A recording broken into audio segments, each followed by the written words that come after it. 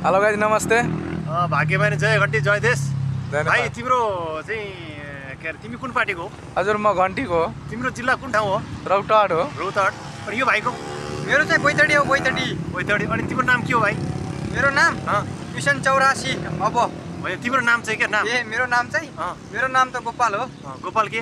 गोपाल कुवर। अनि यो भाइको नाम चाहिँ? हजुर मेरो नाम सन्नु झाजरा हो। हजुर। अनि यो मलेसिया बसेको हाल कति वर्ष भयो? 3 साल पुग्न लागेको। 3 साल भयो। यो भाइको? मेरो त झन्डै 4 साल भइसक्यो, 5 साल अनि लाग्यो। तिमीले नेपाल गएर के काम गरेर आयो यो भन त?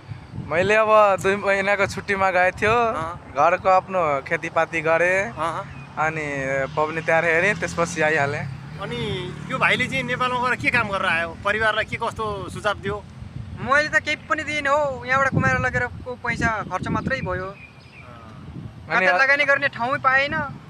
अनि त्यहाँबाट यो हाम्रो नेपालमा अहिले जस्तै मानौँ हजुर यो नयाँ पार्टी आइरहेको छ, यो पार्टीलाई के भन्न चाहनुहुन्छ तपाईँहरू? यो पार्टीलाई मैले भन्न त्यो चाहन्छु किनभने यो नयाँ पार्टी हो। यसले अब अलि विकास गर्नु, परदेशीको लागि पनि सोच्नु। परदेशमा अब धेरै मान्छे खटिरहेछ, अलि रोजगारको लागि पनि घोषणा गरिरहेछु म बालेन सरकारजीसम्म। अनि यो भाइले के भन्न यो भाइले के भन्न चाहन्छ लु भन त भाइ?